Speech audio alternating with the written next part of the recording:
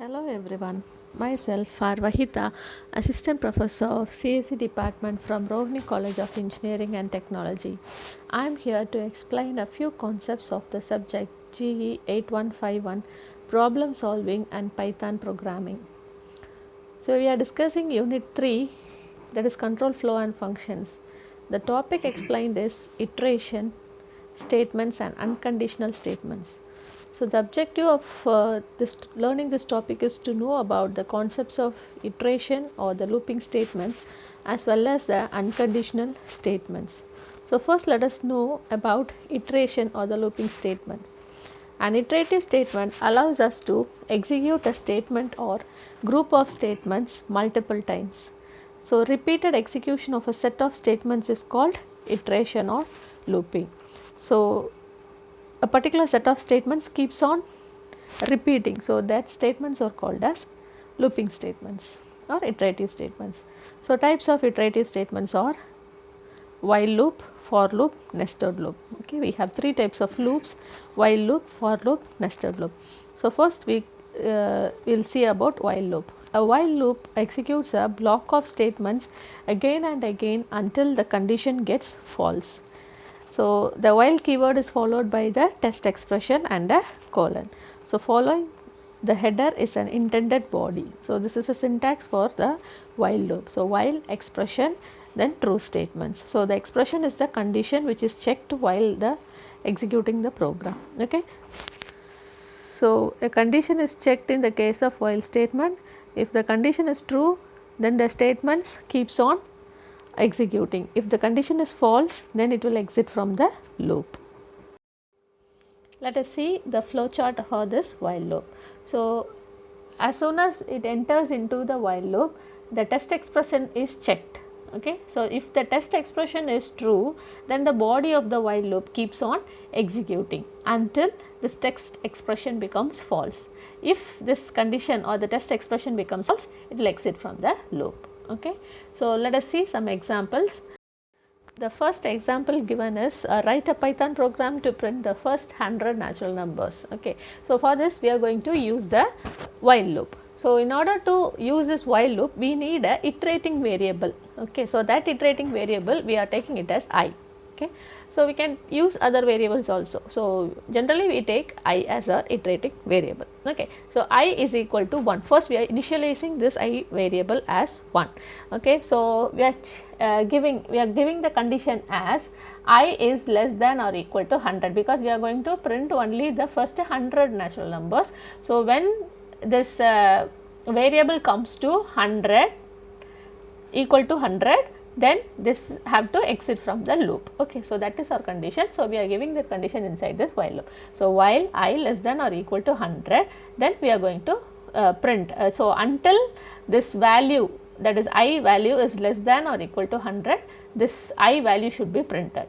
Okay, so this next step is I is equal to I plus 1.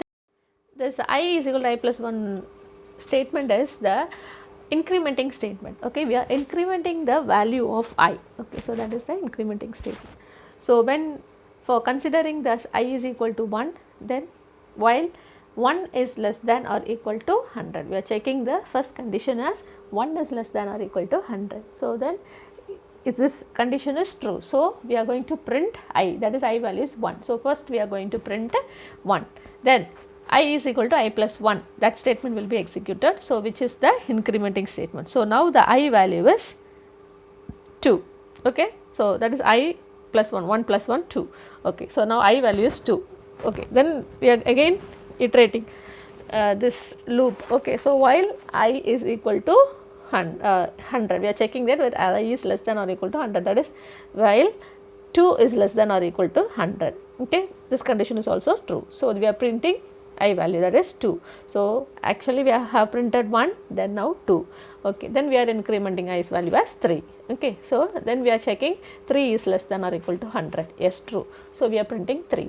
Then we are incrementing. So I value is 4. Now it is incrementing to 4. Then we are checking 4 is less than or equal to 100. Yes, true. So again it goes and incrementing I value. So it keeps on changing. So this iterating value keeps on incrementing, and this condition is checked until this value becomes 100. So, when I value is 100, so the condition is checked as 100 less than or equal to 100, but when this less than becomes false, but it is equal to 100, so this becomes true. So, again 100 is printed. Okay. So, then it is incremented as I is equal to 101. So, now again it is checked 101 less than or equal to 100. So, this condition becomes false. Okay. So, when this condition becomes false, it comes out of the loop. Okay. Then until that we have printed all the numbers. So, that will be the result. So, the result is till 1 to 100 will be printed. Okay. So, in the case of example 2, it is given as write a Python program to find the factorial of n numbers. So, we know that n factorial is equal to n into n minus 1 factorial. That is, suppose if you are taking for a factorial for 5, then we will get as 5 into 4 factorial. So, if for 4 factorial, 4 into 3 factorials, for 3 factorial, 3 into 2 factorial. Okay, so, it goes on like that. So, this is how we are going to find the factorial of a given number. Okay, so, n is equal to int of input of enter the number. So, that statement is the getting input from the user. This statement is getting input from the user. Okay, so, this when the display in the display it will be given as enter the number. So, the user will give a number. Okay, that will be taken as an integer value. So, only we have given int there. So, integer value, and it will be stored in the variable n. Okay, so, n is equal to integer of input of enter the number. So, related to this example we are giving the number as 5. Okay, so, n value is stored as so 5 is stored in the n value. Okay. So, I is equal to 1, we are initializing the variable, iterating variable. Already we have told that while loop has a iterating variable. So, I is equal to 1. So, factorial also, fact is equal to, we are giving another variable fact that is equal to 1, we are initializing the fact as 1. Okay. So, now while loop, so while condition is checked as I is less than or equal to n. Okay, because factorial value we are going to check till I value is 5. Okay, that is n value is 5. So, we are giving till 5. Okay. So, we are checking that if 1 is less than or equal to 5. Okay, condition true or false, 1 is less than or equal to 5, condition is true. Okay. So, then we are entering into the loop. So, fact equal to fact star I. So, that is now I value is 1, fact value is 1. So, fact equal to 1 star 1. So, we will get the fact is equal to 1 will be stored. Okay. So, 1 will be stored in fact. So, then we are incrementing the I variable. So, I is equal to I plus 1. Now, I value is 2. Okay. So, I value is 2, fact equal to 1. So, again we are going to check the condition. So, we are checking the condition 2 is less than or equal to 5, condition is true, right. So, fact value we have 1 now. So, again fact equal to 1 into how much, 2, I value is 2. Okay. So, 1 into 2 will have 2. So, 2 will be stored in fact now. Then I value is incremented as 3. Okay, and fact value will be 2. So, then again iterating variable. So, fact is equal to fact star I, that is 2 star 3. So, we will get as 6. We will get the value as 6. So, I is equal to then incrementing. So, we are getting I value as 4. Okay. So, then fact equal to continuing that process. So, 6 star 4. So, we will get as 24. So, 24 will be stored in the fact. Now, again this looping will be going. So, incremented I value will be incremented to 5. Then we will get fact equal to 24 into 5, which will get as 120. Then I value is incremented. So, I value will be 6. Then we are going to check the condition 6 less than or equal to 5. This condition becomes false. So, we will coming out of the loop. Okay. Then we are printing the factorial is which value will be stored in the fact, that answer will be returned here. Okay. So, 120 is stored in the answer. So, we will be printing that. So, the factorial is 120. So, this is how this factorial program gets executed. Let us see about for loop now. The for loop is used to iterate a sequence of elements, that is a list, a tuple, a string. It may be any one of the elements for a specified number of times. Okay. So, for loop in Python starts with the keyword for and followed by an arbitrary variable name. So, this arbitrary variable name is important here. which holds its value in the following sequence object. Okay. So, syntax is given as for iterating variable in sequence and the statements that follows. Okay. So, this is the flow chart for the for loop. So, there is when this decision box is given here to find whether the last item is reached. If that last item is from the sequence is reached, then it comes out of the loop. Okay. So, until the last item is reached, this loop will get executed, and when this last item in the sequence is reached, then it will exit the loop. Let us see some examples. So, the first example given here is for letter in Python, that is Python is given in double quotes, so it is a string. Okay. So, we are finding a letter in Python. Okay. So, that is in the string Python. So, if it is letter is in the Python, then we are going to print the current letter is, the letter will be printed here. So, our destination is to print each letter from the string Python. Okay. So, when the first letter first loop iteration, so we will get as this p will be retrieved, then in the second case or second loop iteration we will get the second letter, then third, then fourth, then fifth, then sixth. So, p, y, t, h, o, n, we will get all the letters one by one, it will be retrieved. Okay. So, in the example 2 it is given a list. So, the list value contains three elements, that is apple, orange and mango. So, for f in fruit, so f is the variable here, iterating variable.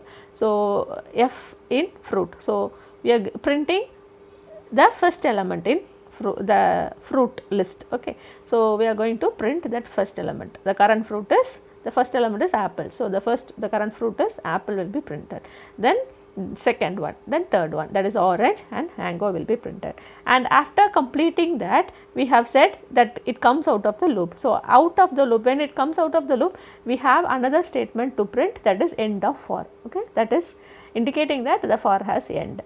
Okay. So, that will be printed, end of for will be printed. Okay. So, now we are moving to the nested loop. So, in the case of nested loop, it is two for variables will be nested together, or a while loop will be nested within a for loop. Okay. So, in this case we call it as nested loop. So, Python programming allows using one loop inside another loop, while one while loop inside another for loop, or a for loop another inside another while loop. Okay. For example, using a while loop or a for loop inside another while loop or a for loop. Okay. So, syntax is for iterating variable in sequence, for iterating variable in sequence, that is the second for is inside the first for. Okay. We have the inner loop statements is for the second for, and the outer loop statement is for the first for. Okay. Now, let us see about the unconditional statements. So, these unconditional statements are used in a situation where we need to exit the loop completely when an external condition is triggered, or need to skip a part of the loop. Okay. So, in such situation the Python provides unconditional statements. So, types of unconditional looping statements are, that is break statement, continue statement and pass statement. So, okay. So, break statement, in the case of break statement, a break statement terminates the current loop and it transfers the execution to statement immediately following the loop. Okay.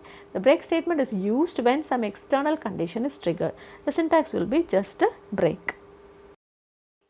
This is the flow chart related to the break statement. So, first let us see the example for this break statement. Okay. So, given example has a for loop, that is for letter in Python. So, we are checking a letter in Python, that is a string Python. Okay. So, if letter equal to h, when the letter in this loop comes to equal to h, then we are saying to break and print the letters and then also print by. Okay. So, first the letter is p, so that will be printed, then second letter will be equal to y, then that will be printed, then third letter will be t, then it also will be printed. When this next letter, that is h equal to h comes, we are saying it to break. Okay. So, that loop will be broken and the output will be printed. Okay. So, p, y, t will be printed, and the final stage what will be, by will be printed. Okay. So, that will be represented in this flow chart. Okay. So, this loop will be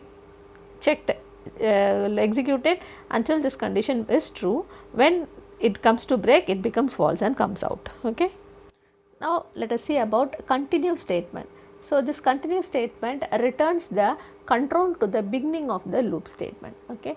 The continue statement then rejects all the remaining statements and moves back to the top of the loop. Okay. The syntax is only continue here. So, let us see an example. For letter in Python, same example, if letter is equal to h, we are continuing here, there we are breaking, here we are continuing. So, P will be printed, Y will be printed, T will be printed. When this condition, that is a string letter is h equal to h, then we are saying to continue, we do not need to print it, we are going to continue. So, P Y T O N will be printed. Okay, so, this is the flow chart for the continue statement. Then we are moving to the pass statement. A pass statement is a null operation and nothing happens when it is executed. So, it can be used when a statement is required syntactically, but the program requires no action. So, the syntax is just we are giving to pass. So, in the same example we are introducing the pass instead of the break and continue. So, see, so the example, the string Python will be entered as such because it does not do any action there, just when it requires a syntactically we require a statement, we give this pass state. Okay. So, these are the questions which could be asked related to this topic. Thank you.